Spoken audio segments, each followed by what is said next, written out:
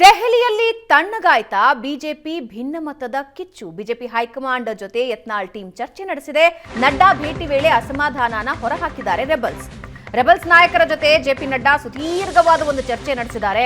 Rebels ಸಮಸ್ಯೆಯನ್ನ ರಾಷ್ಟ್ರೀಯ ಅಧ್ಯಕ್ಷ ಜೆಪಿ ನಡ್ಡಾ ಕೇಳಿಸಿಕೊಂಡಿದ್ದಾರೆ. ಸಮಸ್ಯೆ ಬಗೆಹರಿಸ್ತೀವಿ ಅನ್ನೋ ಭರವಸೆ ಕೂಡ ಕೊಟ್ಟಿದ್ದಾರಂತೆ. ರಾಜನಾಥ್ ಸಿಂಗ್ ಜೊತೆಗೂ ರೆಬಲ್ಸ್ ನಾಯಕರು ಚರ್ಚೆ ನಡೆಸಿದ್ದಾರೆ.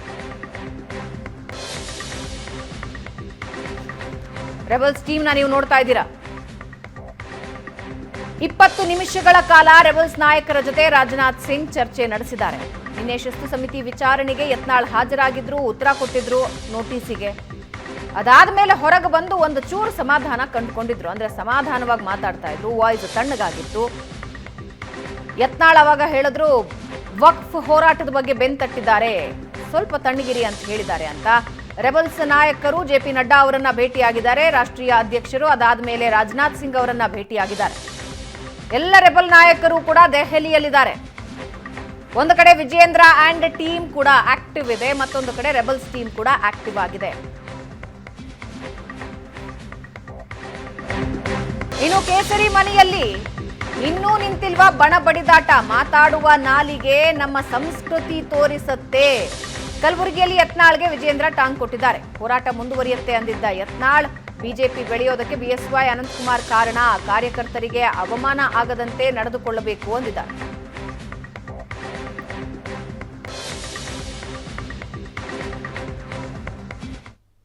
ನನ್ನನ್ನು ಒಳಗೊಂಡಂತೆ ನಾನು ಮಾತನಾಡೋದಕ್ಕೆ ಇಚ್ಛೆಪಡ್ತೇನೆ.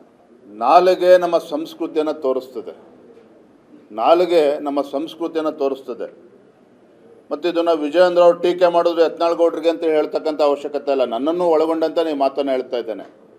ಯಾಕೆ ಮಾತನ್ನು ಹೇಳ್ತಾ ಇದ್ದೇನೆ ಅಂತ ಹೇಳಿದ್ರೆ, ಈ ರಾಜ್ಯದಲ್ಲಿ ಸನ್ಮಾನ್ಯ ಯಡಿಯೂರಪ್ಪನವರಂಥ ಹಿರಿಯರು, ಅನಂತಕುಮಾರ್ ಅಂತ ಹಿರಿಯರು, VS ಆಚಾರ್ಯರು, ತಂಗಾ ಅವರು, ಅನೇಕ ಹಿರಿಯರ ಒಂದು ಶ್ರಮ ಇದೆ.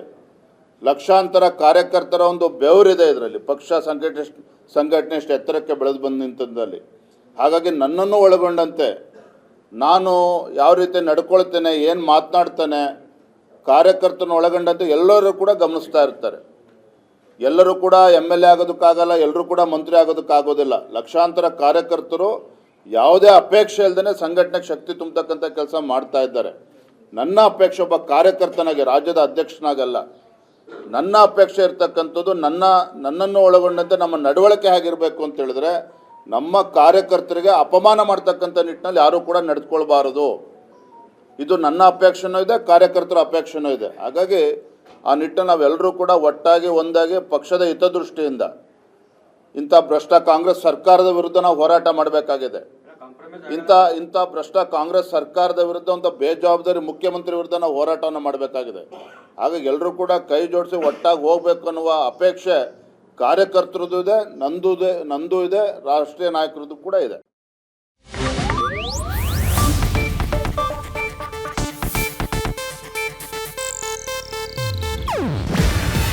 ಇದು ಏಷ್ಯಾನೆಟ್ ನ್ಯೂಸ್ ನೆಟ್ವರ್ಕ್ ಪ್ರಸ್ತುತಿ.